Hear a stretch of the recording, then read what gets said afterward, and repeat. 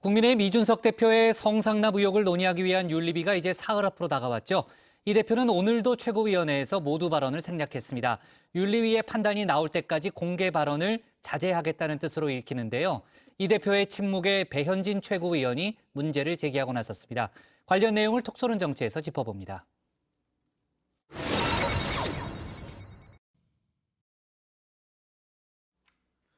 국민의힘 이준석 대표의 성상납 의혹. 오는 7일 윤리위의 징계 논의가 예정돼 있죠. 이 대표 여러 가지 생각이 복잡할 듯 싶은데요. 그래서일까요? 지난달 27일 이후 최고위에서 침묵을 지키고 있습니다. 오늘도 모두 발언과 백브리핑 없이 입을 꾹 닫았습니다. 안녕하십니까. 최고회의에서도 어떤 발언이 없었는데 일정 다 취소하신 이유가 있으세요?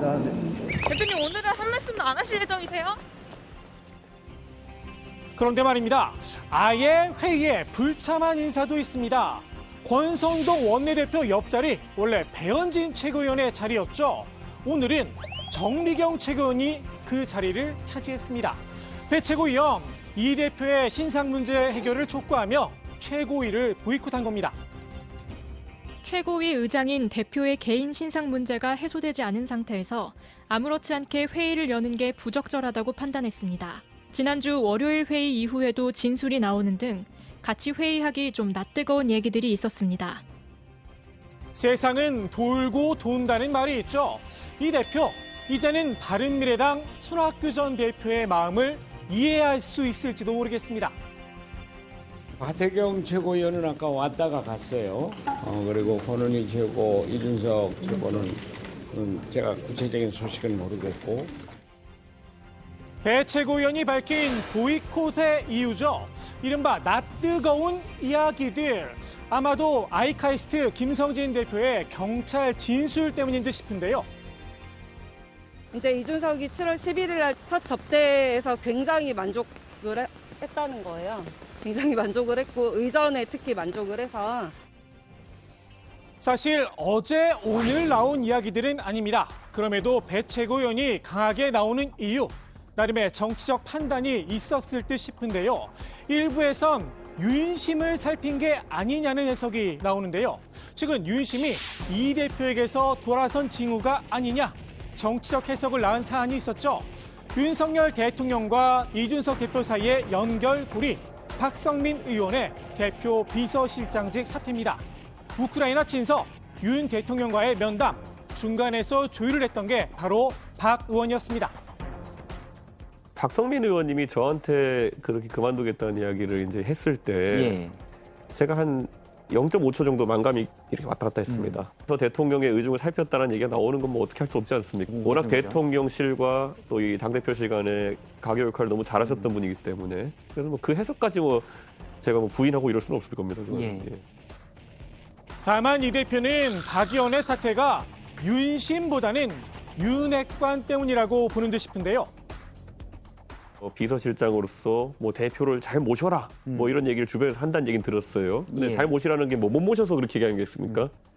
그 말을 하시는 분들이 원하는 방향으로 대표를 이끌어라라는 건데, 그런데 박성민 의원님은 그런 성격은 아닙니다.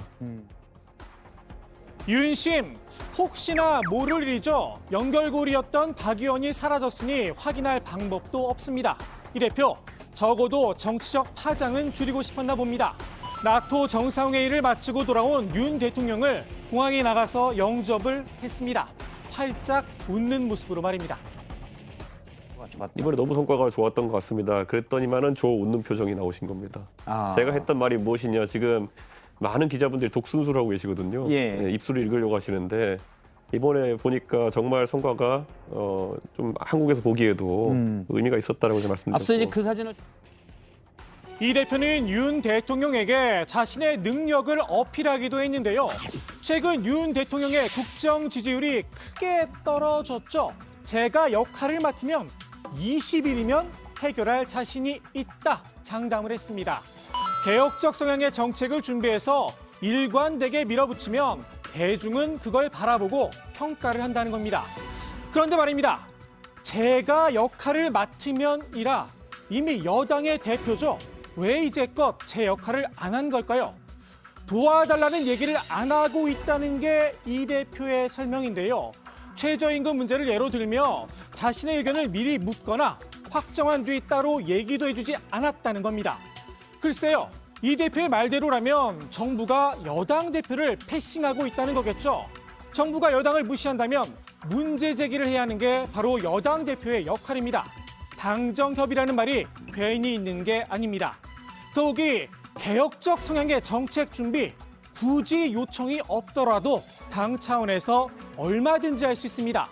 이 대표가 본인의 의지로 혁신을 꾸려서 공천권 개혁에 나선 것처럼 말입니다. 여기에 20일이면 여론을 움직일 수 있다는 이 말, 민심이 그렇게 쉽게 움직일까요? 자신의 비단 주머니를 너무 과신하고 있는 게 아닌가 싶기도 합니다. 이준석 중심으로 온 우주가 돈다. 안동설에 이어 준동설이 나올지도 모르겠습니다. 정치권에선 이 대표가 윤 대통령의 지지율을 끌어올릴 수 있다는 분석도 있긴 합니다. 이 대표가 생각하는 그 방법은 아니지만 말입니다. 더 잘못하면은 제 예측대로 30%대로 떨어질 가능성이 있다. 그러면은 뭐 이준석 대표뿐만 아니라 윤석열 정부도 굉장히 어렵다. 그러니까 누군가는 이것을 치고 나가야 되는데 그것은 이준석 대표의 희생이 필요한 게 아니냐 이렇게 봅니다. 다른 건 차치하더라도 일단 이 대표 본인에 대한 부정적 민심 해결이 먼저가 아닐까 싶기도 한데요. 이 대표를 징계해야 한다는 여론 과반을 넘어섰습니다. 여론을 좀 많이 의식하고 있다고 봅니다. 여론. 이준석 대표 징계한다고 하는 게 수치가 더 높아요. 찬성하는 쪽이 이제 그러면 이제 힘을 더 받을 수 있다고 생각하는데 윤리위는 여론 따라 움직이면 안 되잖아요. 법원이 여론 재판하면 안 되잖아요. 윤리위를 독립기구인 법원에 비유를 한 건데요. 여론 재판 당연히 피해야 합니다. 같은 이유로 압력을 행사해서도 안 되겠죠. 오히려 윤리위를 해체할 수 있는 권한도 있어요. 아, 그래요? 네. 근데 제가 만약에 진짜 이런 게 뭐 선을 넘다 생각했으면 이미 그렇게 했겠죠. 저는 그거 다 지켜볼 겁니다. 다 지켜볼 거고.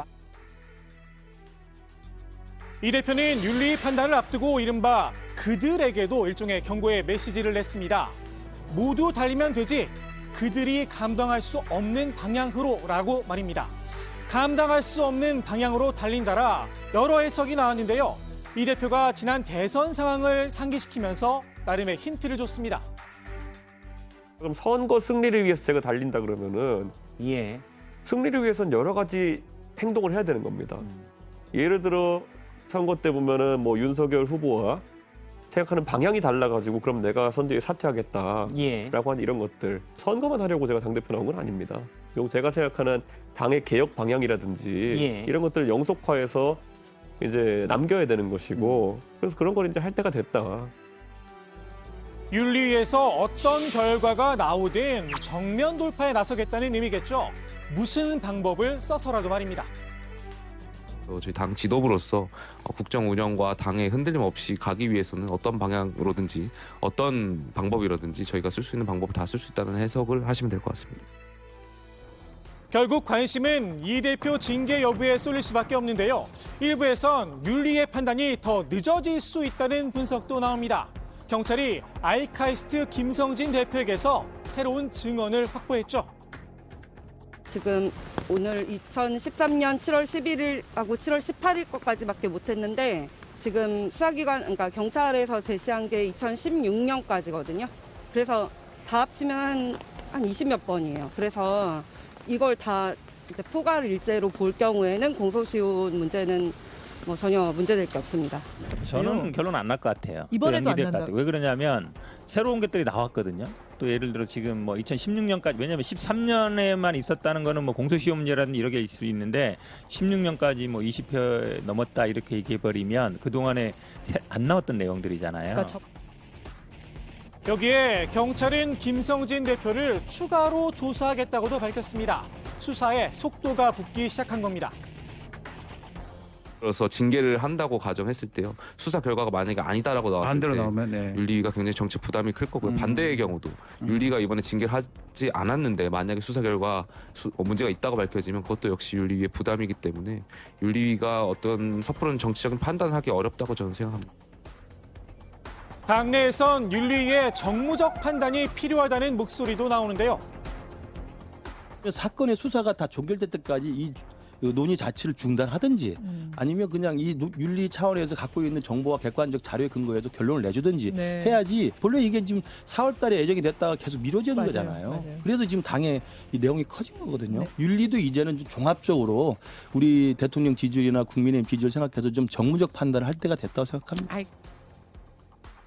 이 대표의 징계 여부를 떠나 당 내용은 물론 지지층 분열은 이미 피할 수 없는 상황이 아닌가 싶기도 합니다. 오늘의 톡쏘는 한마디 이렇게 정리합니다. 국민의 입장에서 볼 것 같으면 굉장히 짜증스러운 모습이 아닌가 그렇게 생각을 해요.